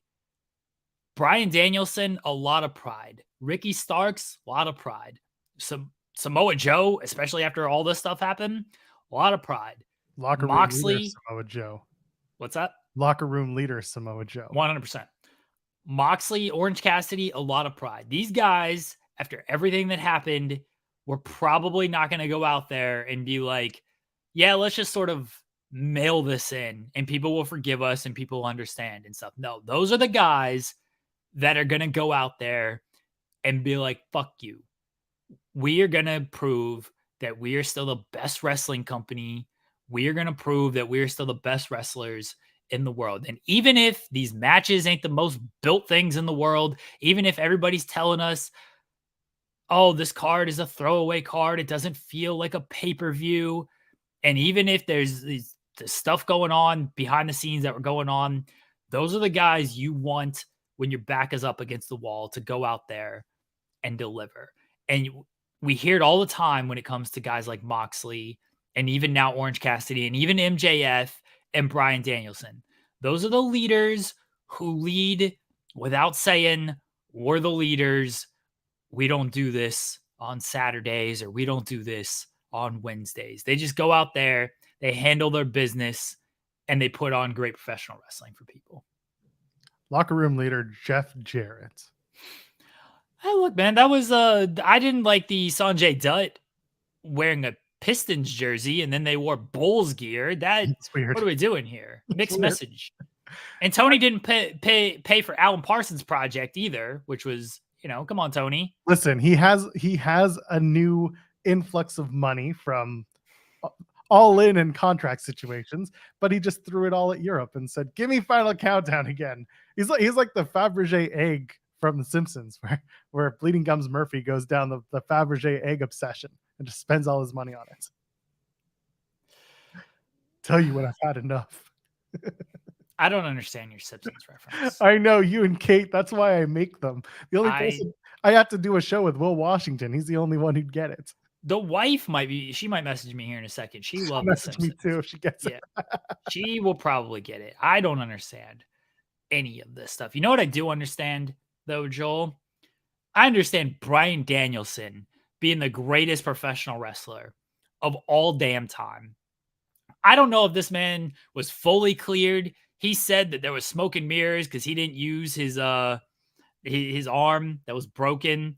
He didn't have to throw a strike. No one paid attention to him throwing a strike. He's whipping people in the face out there. Danielson has said, and this might be a lie, Danielson loves to lie. Cody taught him how to lie, It isn't like blood. He's bleeding like 2 minutes into this match all over the place. Made Ricky Starks, who's already very good, made him look like a damn star out there. Bryan Danielson's the best in the world, the best of all time. Go argue with a wall if you disagree. There was a moment where you can see. So Bryan Danielson had his arm wrapped up where the injury is, right where he had the surgery, and it starts to come down a little bit, the bandage, and you can see that there's a plate or something that is like holding it together. I'm not saying, did he come back too early or is he actually good? I don't know if that's something he's going to be wrestling with for the long term, but like, again, it seems like he's back. He did everything he could to make the match what it was and also work safely, because I wouldn't be shocked to find out that he's not at 100%, and that's fine. That's his decision. I'm not going to sit here and be like, how could he? No, you know what? Dude's a team player. He wants to come back. He wants to play. Fine. Plenty of people in plenty of sports do the same thing for better or worse. And he's like, I'm in the twilight of my career. I just want to talk about flaccid penises and have great matches. That's great. I'm glad that the Hobbs Power Hour was created specifically for you this weekend, Jeremy. Oh, so good. Talk about that in a minute. But the point is, in this match, he did everything that he needed to do to get everything over. Again, going back to the main event, this was another match. I expected this to be the finish of Starks being choked out, not actually submitting or getting pinned, because guess what? Starks looks like a badass when he does it like that. And it didn't make anyone look bad. It made Bryan look like the cold-blooded killer that he can be. And everything just worked in this match. It was fun. It was good. Even Ricky Steamboat was good when he froze up like Mitch McConnell for a second. There was some really good stuff in this match. And I think I went out, again, that's why it's on the thumbnail, because, it was just the match for me. This is one of my favorite matches all year. At the end of the year, this might end up being my favorite match, because Ospreay and Omega, the first, I like the first one better than the second one. I know I'm in the minority with that, but I really love their first match. That's up there as well. Those are the two that immediately come to mind. Look, man, Bryan, that's the best right there. That's the absolute best. He's whipping Ricky in the face with the strap. He's getting whipped in the face with the strap. I love when they were doing that and Ricky's just like running out of energy as he's hitting Danielson, because Danielson's just firing up more. And Ricky's just like, what the hell is wrong with this man that I'm whipping him in the face with this strap? And he is just impervious to this. He's hulking right up. Now. Sorry. Yeah, he was hulking up on it. And it made Ricky look great, because you pass out from the blood, from being choked and everything. Ricky has always come off like a star. Ricky looks like a star. He carries himself like a star. He talks like a star. But I think people wanted to doubt his wrestling ability a little bit, because maybe he just hasn't always had the opportunity. I thought he did very well in the Punk feud.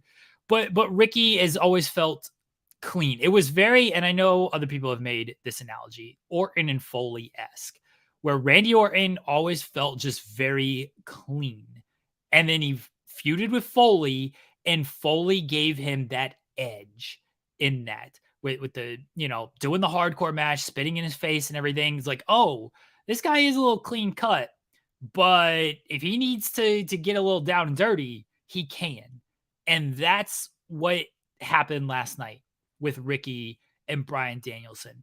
Ricky could come out with his Louis Vuitton bags and his shoes with no socks and his nice clothes and everything that cost more than houses. But when it came down to it, he went in there and he mixed it up with a guy who is certainly not afraid to mix it up and get bloody and get dirty. And he held his own. And maybe he lost, but the way he lost shows that he was still not afraid to get down and like that. And so I think that did a lot for Ricky Starks. And yeah, his promo on Collision was fantastic as well, because there was some truth in him being like missing out on some opportunities because just stuff has gone sideways. He was supposed to, I don't think it's a secret, he was supposed to work with Punk last night, and it didn't happen. And I think it worked out better for him. And this is not to take away from CM Punk either, because I think Punk would have done a lot for Ricky in this moment in a strap match like that, because we know Punk has that grit to him, much like Danielson. Danielson's just at a different level than everybody else in the world, including CM Punk. Unfortunately, I have to report that Smash Mouth's lead singer Steve Harwell passed away. That is very unfortunate. I used a Smash Mouth line the other day, and I used it I know. not even knowing that he was not doing well. I used it because people online are stupid. They are. Unfortunately, he had been battling alcoholism for a long time. There's a whole background to that. There was a show in, I think, 2021 that was his final show, and he just was in rough shape.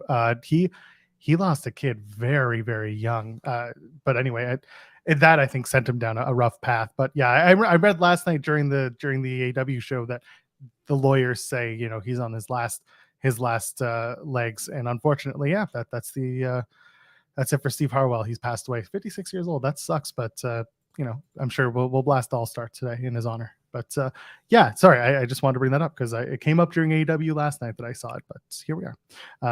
Where do we go from here? Because this that strap match was fantastic.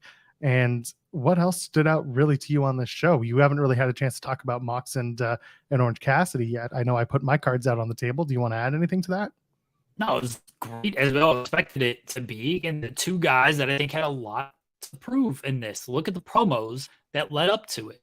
I thought Orange Cassidy's promo on Wednesday was fantastic. I thought both of their little packages on Saturday were great.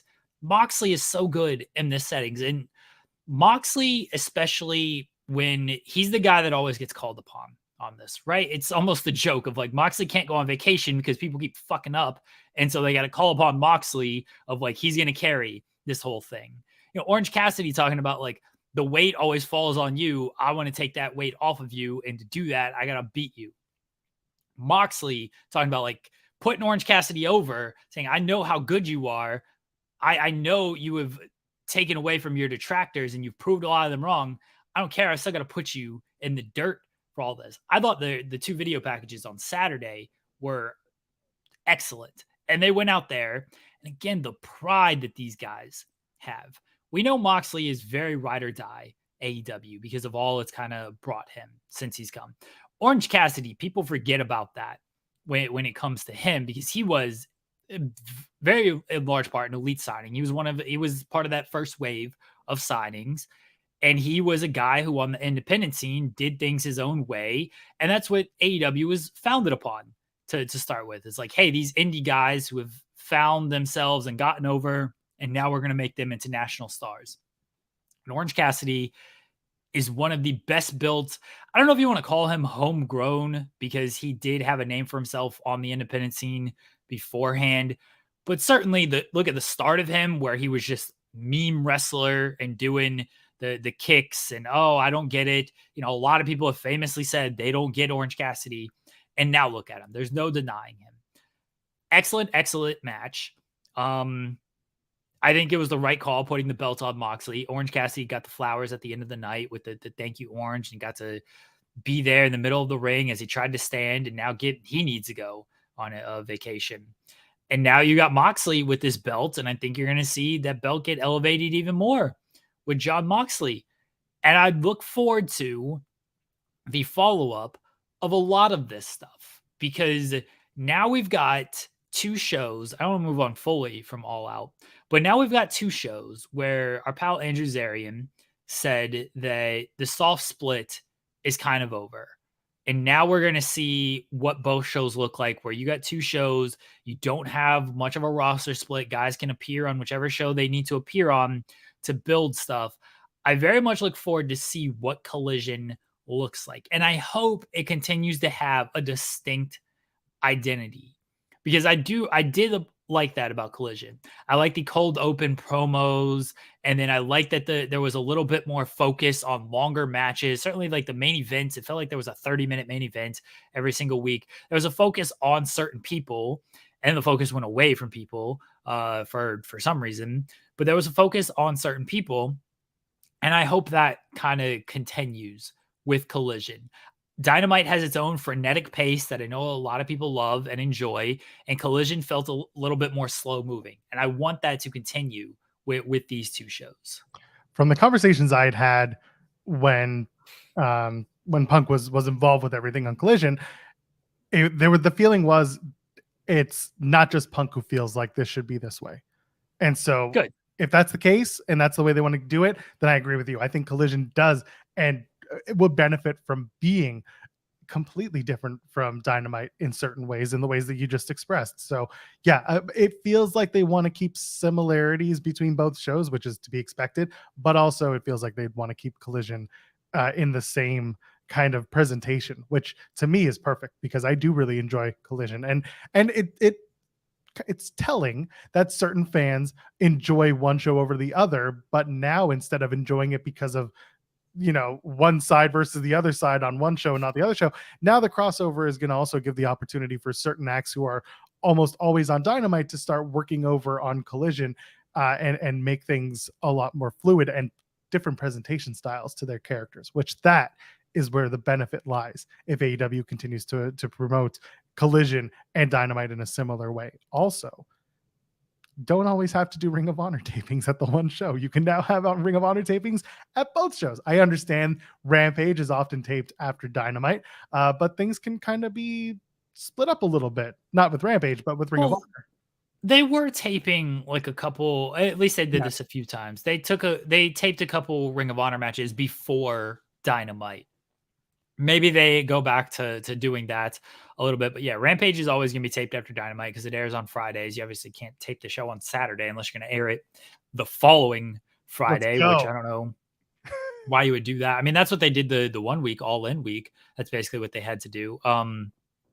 So yeah, I do think maybe you'll see a couple more ROH matches taped during or after Dynamite, and we'll see. But yeah, they can at least do a little bit more ROH there. I don't like the ROH tapings after all this. People leave. People just don't seem to care. I hope ROH gets some type of focus again. But yeah, that's kind of why I'd like them to continue doing them before both shows, setting them up, at separate times, because taping it on a Wednesday for a Thursday show, or at least a week in advance, it comes down to taping schedule and what they want to present going into major events. So I'd also love for the champions other than Athena to be presented more often on the show, on the Ring of Honor show, but that's just me.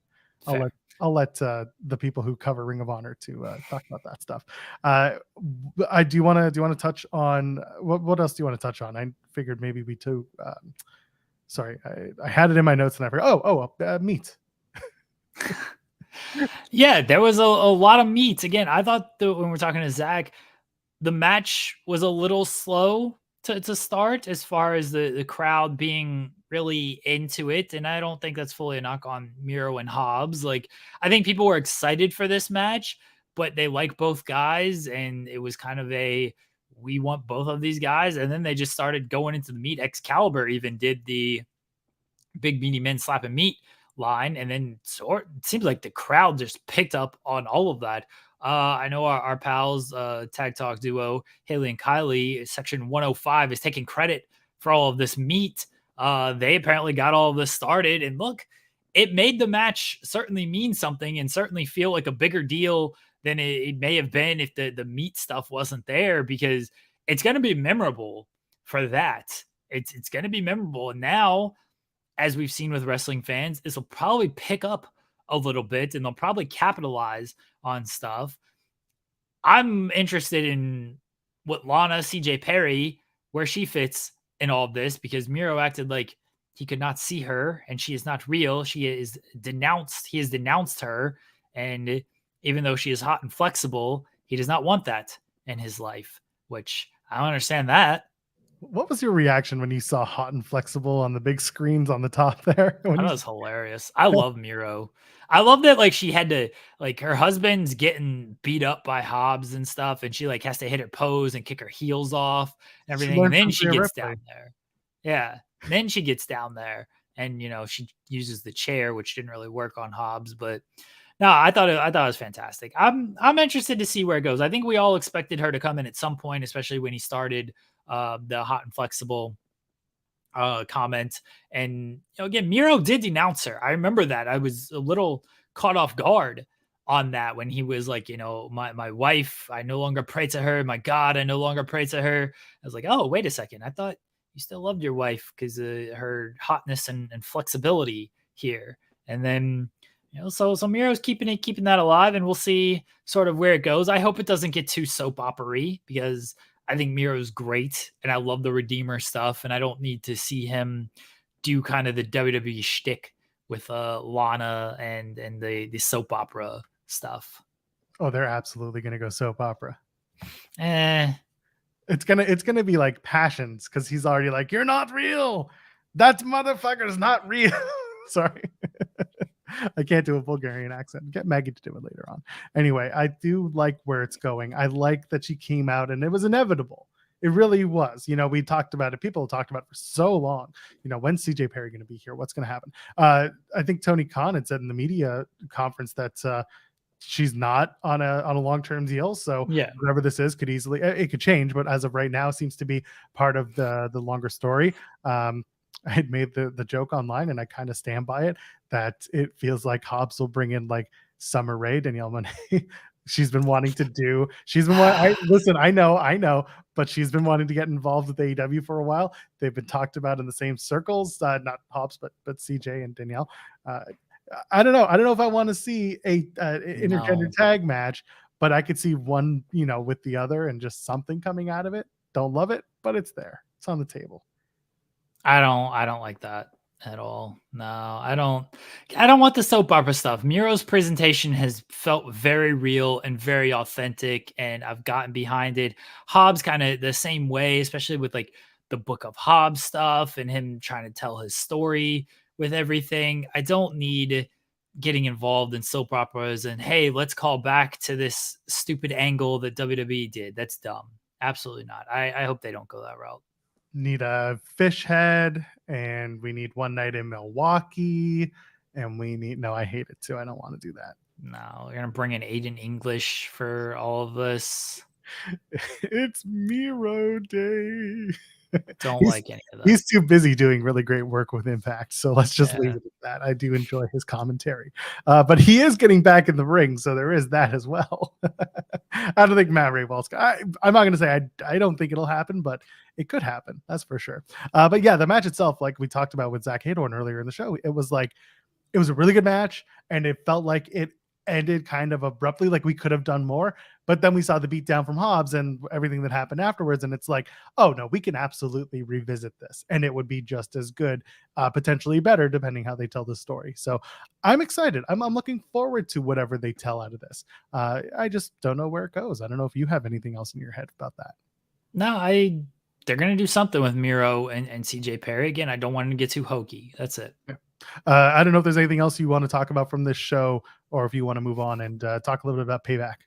Samoa Joe should win the AEW World Heavyweight Championship from MJF. Put all the belts on Samoa Joe for any reason. Come up with your own reason. I don't care. Just put them all on Samoa Joe.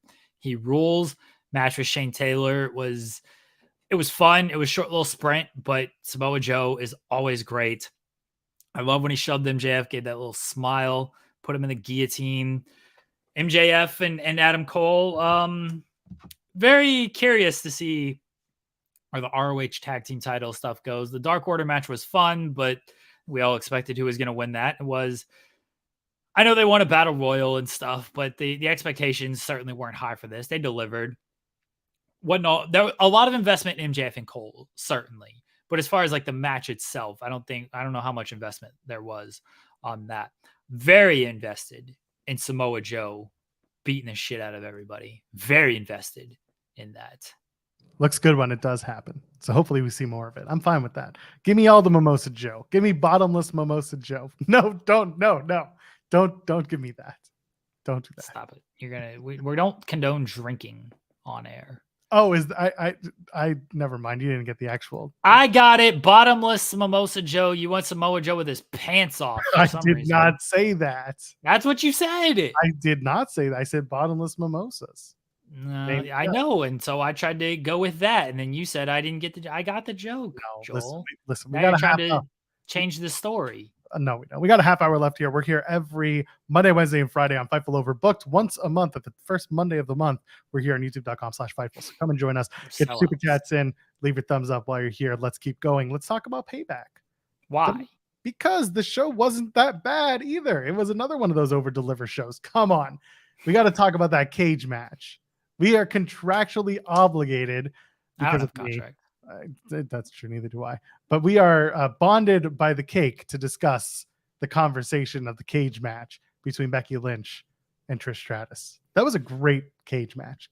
Can we stop having people interfere in cage matches? I'm tired of this trope. The cage match is to prevent all of this. Stop having people get involved. It's dumb. I did really enjoy this match. Becky worked very hard. Trish worked very hard. They clearly went out there with something to prove after all of the, we're going to move it back and everything. We're not going to be on SummerSlam, we're going to do a match that ends in a double count out. They worked very hard. Becky and Zoe was very good on Monday. Becky and Trish was very good on Sunday. Or Saturday. We'll see. I don't know if Trish is sticking around any further. Zoe kind of laid her out after the match because Trish was not thankful for her non-help in the match. So I don't know if that's the send-off for Trish or if she sticks around and she does work with Zoe and puts Zoe over, which I think would be good for Zoe.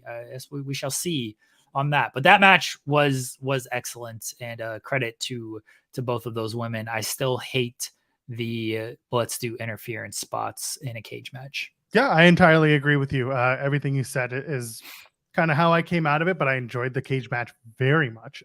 If you do have Zoe Stark and Trish Stratus, I could see it being picked up next year at the Rumble. Have Trish kind of stay out until Zoe. Let's keep Zoe as a heel. Keep her as a heel for now, because I just think she's better that way. And then have Trish be the big surprise entrance. People will be excited for that.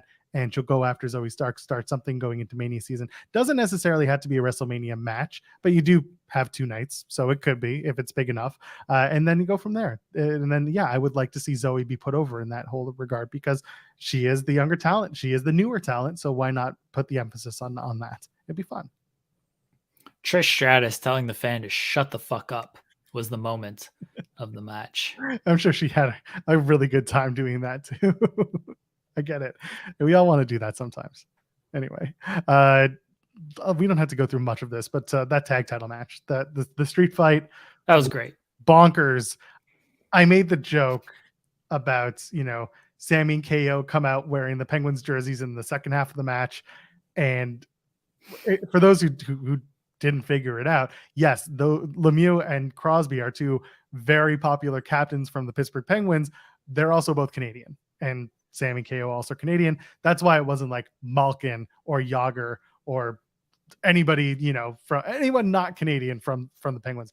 This is a really, really good, solid tag team street fight.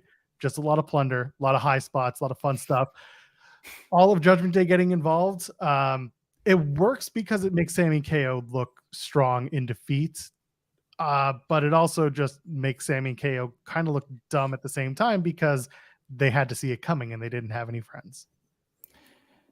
2 comments. One, Ron Francis erasure from the Canadian side of things. Yeah, but that's just because Ron Francis really got popular as a Carolina Hurricane. Ron Francis erasure. He could have certainly fit the bill. Also, it wasn't Malkin or Yager because Lemieux and Crosby are the 2 greatest Penguins of all time. I'm just saying some people have to be number 2. And in this case, they could have picked a number 2. No. They were, I love that spot where they came up with the Penguin jerseys that rolled. Yeah, KO and Sammy looked dumb not having a plan for a 5-on-2 street fight. Yeah, what was Cody doing?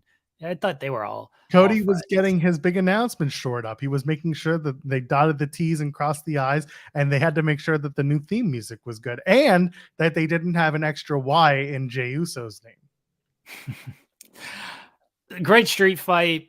Unfortunate end to the tag title reign of Sammy and Kevin because that was a hell of a moment at WrestleMania. And then the follow-up with the Night of Champions stuff was good, but after that, they didn't really do much with the belts, and that was unfortunate. It felt like they left some stuff on the table with those two. I know Kevin kind of got hurt and maybe that took some plans away, but it felt like they could have done more. Now we're all in on Judgment Day. I guess this is a way. I'm a little concerned that we talked about, what's SmackDown going to do without Roman Reigns. Roman's gone. He seems like he's going to be gone for a little bit. Who gets elevated in that spot on SmackDown? Now Jay is on Raw. Jimmy's there. Solo's there. Seems like they're doing something with AJ and OC against maybe Solo and Jimmy. I hope it just doesn't become, hey, let's just put Judgment Day on both shows. Because now they're the tag team champions, and it feels like they could do that if they wanted to. And I don't really want that. They're already a big enough part of Raw, and that's fine. Don't now just put them on SmackDown to try to elevate that show, in your mind, elevate that show, but also overexpose Judgment Day. I would rather them attempt to make new stars on SmackDown with the roster that they have there. Give me Lashley and Street Profits. Keep pushing LA Knight. Figure out the US title. I love Rey Mysterio, but elevate that to sort of be the main championship. If you don't think Rey is the guy to do that, then put it on somebody who you feel can. I actually think Sami and Kevin would have worked better in this spot as the tag team champions. What brand are they on anyway? Who'd they get drafted by? Technically, I'm pretty sure they got drafted to Raw. Okay, that's unfortunate because I think they would be much better on SmackDown right now because that needs a little bit of star power. But I think this is where you could have used Sami and Kevin as the tag team champions more on SmackDown because Judgment Day already has Raw. Like they already have that. So I don't need them more on SmackDown instead of elevating new talent. So I'm looking at the Raw roster. I just want to make sure that I got that. It was where is Sami and Kevin Owens? Kevin Owens, yeah, and Sami were drafted to Raw. The idea of Judgment Day going over to SmackDown, the only team that's really there right now that they could reasonably feud with in like the immediate are the Street Profits. There's Brawling Brutes. There are Brawling Brutes. You got to build on. Then you got to build them up too, because right now it's like Sheamus singular. There's OC. No, there isn't. I'm talking there, but I'm talking immediately. I'm talking people who would be an immediate storyline thread opportunity for Judgment Day. Like you could build up, yes, you could build up OC, you could do a squash, whatever you want. But I'm talking about an actual like story there. You don't have Pretty Deadly right now because Elton is it Elton or Kit? The blonde one is still out with an injury, but on Raw, you can build whoever you want. But I'm saying immediately. I'm saying if someone were to show up on SmackDown this week to face the Judgment Day, the only team that I can reasonably see doing that with are Street Profits. Like tomorrow, if tomorrow Friday, but it's not.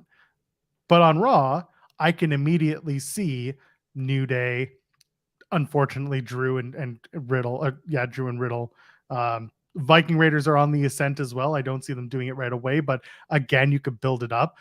You don't have a babyface team in Viking Raiders, but again, I'm pointing out at least two teams right off the bat that you can go for and have some good matches with and credibility.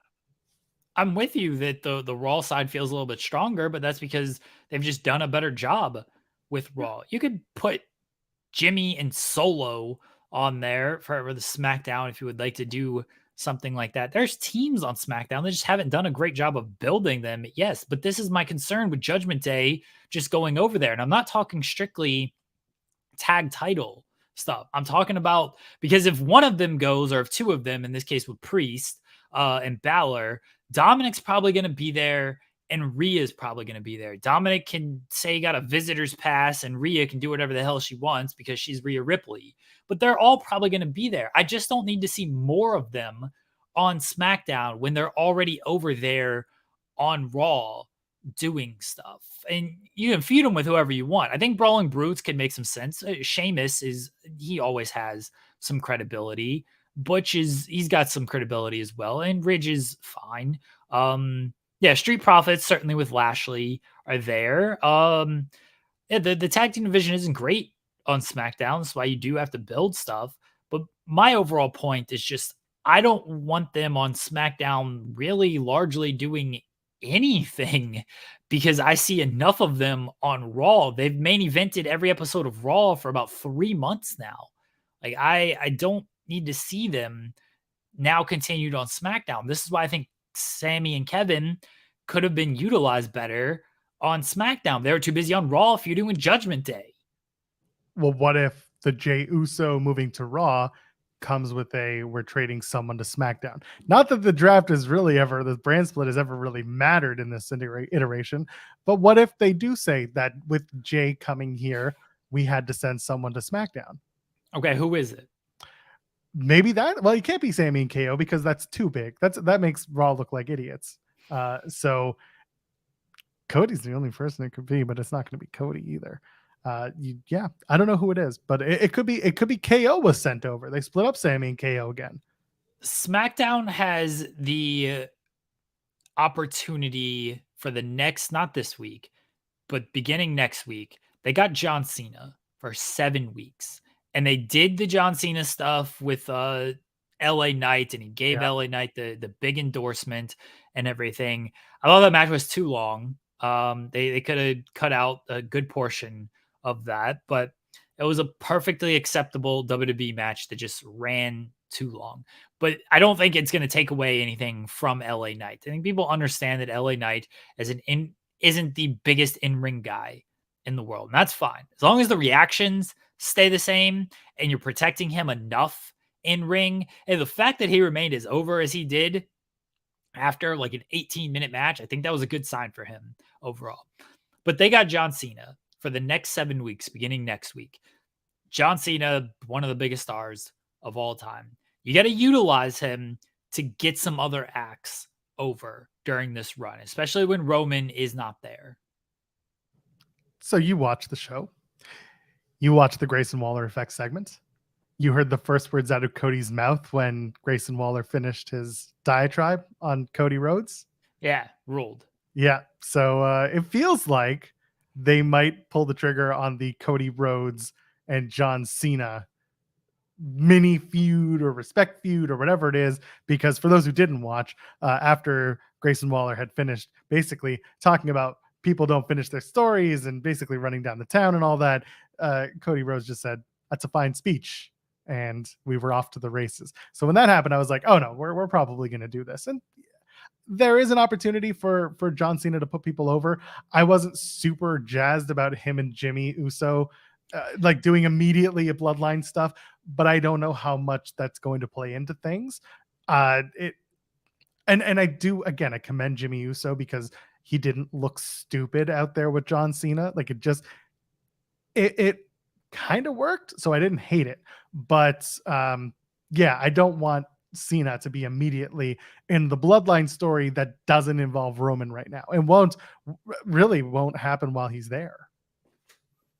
I'm very interested to see what they're doing with Jimmy and Solo moving forward. I think Paul Heyman's going to have to do a lot of heavy lifting on this because it was, are you in? Are you out? Like, you can only do this stuff for so long with these two.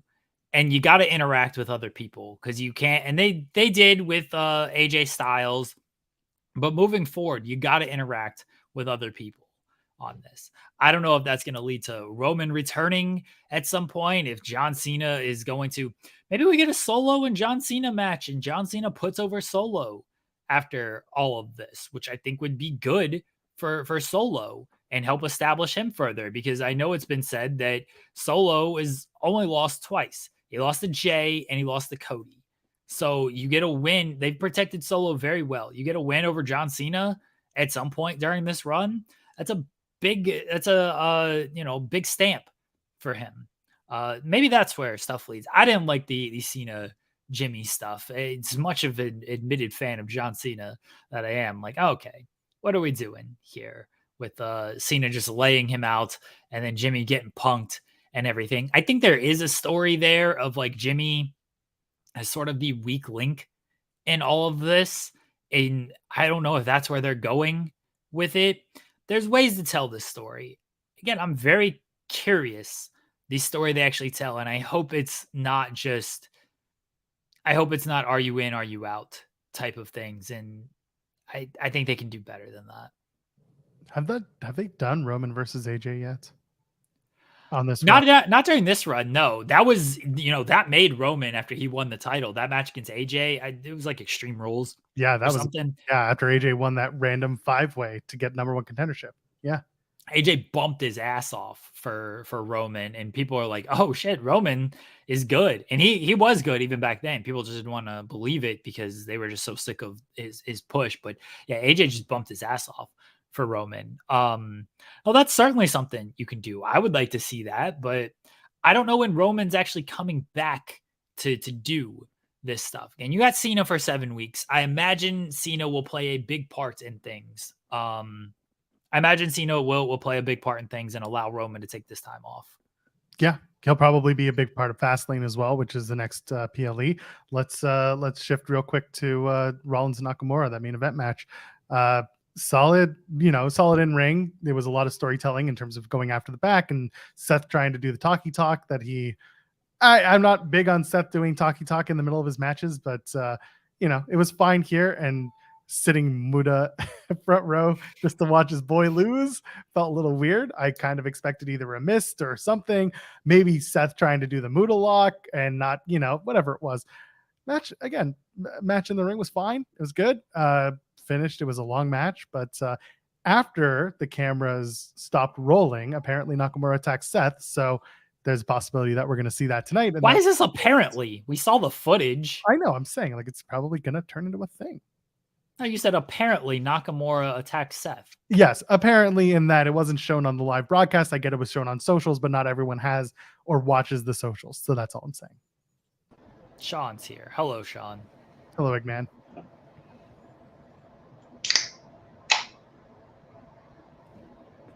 Water, guys. Water. Thank you to CM Punk for the headlines, the sacrifices. Change your microphone. God, why does it always do this? It's very strange. I know. You keep talking about this problem. Kate was at Podcast Movement, and she said, "Hey, I'm talking to a StreamYard developer. Is there anything that you want me to pass along?" Yeah, tell it to stop changing my mic. There have been exactly 0 times in the history of existence that I have selected one of my webcam mics to use, yet dozens of times it has switched to that on StreamYard. Does your computer maybe think that the default mic that you have set is that one, and that's why? Because it typically takes from the default on your computer. I'm gonna check right now. Look at us doing tech support on the air. This is a great use of our time. I love it. How are you doing, Sean? I wish there would be. Somebody sent me tech support. It was Adam Weller about my Logitech camera, a 4K camera, constantly going out of focus. What is this? What are you opening up on the air? Muffins. Oh, okay. Muffins. Somebody says, "What is Sean doing?" I'm here. This is, I don't know. I'm looking forward to a somewhat quiet week, but I get to probably CM Punk's going to sue somebody or something like that. Yeah, don't say that. Don't say it's going to be a quiet week. Don't say it's going to be a quiet week. Every time you say it's going to be a quiet week, it's never a quiet week. I'm ready for football. I'm really ready for football. Fair. I'm going to keep it real with you guys. If news breaks during a Bengals game, especially a home Bengals game, you're going to be waiting until that evening to get that news. I am forcing days off. Text me the news so I can be a scoopster. I can. Let's see. I can't really find anything about my microphone. I love Louis in our chat being like, the muffins are a cause concern, but the cake is fine. My sound input advice. Let's see. Where are your eggs? Yeah, you're right. It is switched to my default, but still, I think by now technology should have advanced enough to where it should just be the last thing that I used on StreamYard. Yes, you would think that would be the case, but unfortunately, StreamYard is not as advanced as we'd like it to be. And in the reality, this is supposed to be for one user. If anybody logs onto StreamYard, I got to get the code. Doesn't matter if I'm on vacation. Doesn't matter. You know that there are team options on this app, right? No, I didn't. I was never told that. That's what we use for KYN. Not everyone, but there are a bunch of people with individual user names and stuff. Well, let's get that. Let's get that squared away. We'll talk offline about that. Yeah, we should, because people need codes, and I got to message Sean. I'm like, hey, StreamYard code's coming your way, and I do that. Oh, I get them. I get them all right. Yeah, we're gonna fix that. Yeah, man. Somebody says I need to right click and disable the camera mic. You know what? We're doing this right here on the air. Right clicking doesn't do anything on those options for me. Sorry. Caden sent us a super chat saying I got Mindy's on Friday. Did I cause it? Caden, what is with you going to shows without any plans for rides or tickets or anything like that? Do you want to? Why do my friends do this? I constantly hear about this. People show up at shows, no plans for rides in and out, no tickets, anything like that. Why? What's the point? Friends? Joel does this. Friends? No, I want the record to show that while I do show up without a ticket, I often have various ways to obtain them. And it doesn't have to be through work-related activity. Joel also does that a lot, too. But to be fair, there was an Impact wrestler that was not happy that Joel was not able to get into the Impact event recently. Maybe or maybe not somebody who is supposed to beat him up. But that's probably why he was. Yeah, he wanted him there to beat him up. He wanted him there to beat him up. In fairness, he hadn't come back yet either. So there's that. Yeah. I told this story on the air. I don't know if you heard it. I was Sean. I was having a conversation with Tommy Dreamer when Macklin blew right by my ass just to come back to the show. That's funny. It was a very awkward moment, but a very funny one afterwards. So I talked to Tommy Dreamer the other day because, ideally, if he continues to wrestle like I'm sure he can, he stands a chance at being in the 7-decade club. Because he had his first match in 1989.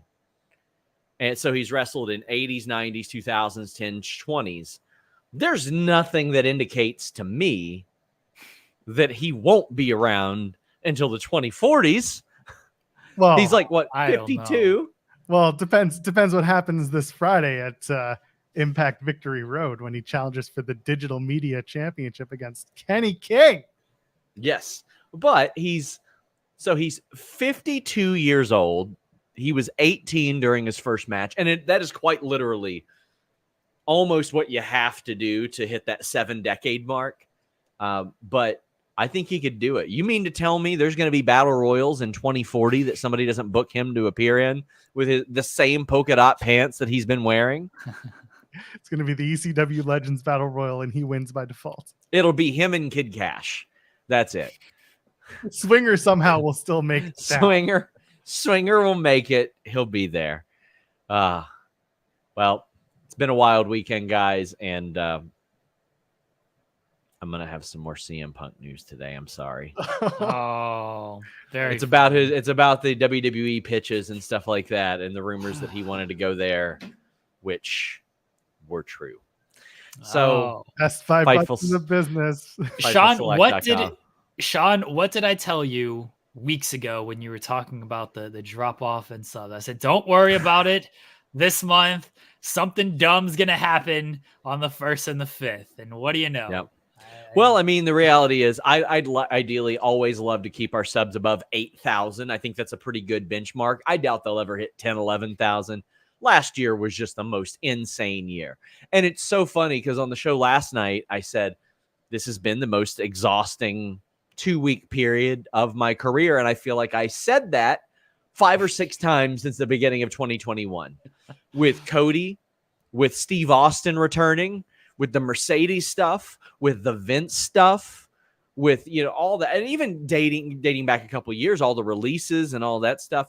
It's been an exhausting period, but it was this last one was just tough because it was the roller coaster of the unfortunate tragedies of Terry Funk and Bray Wyatt.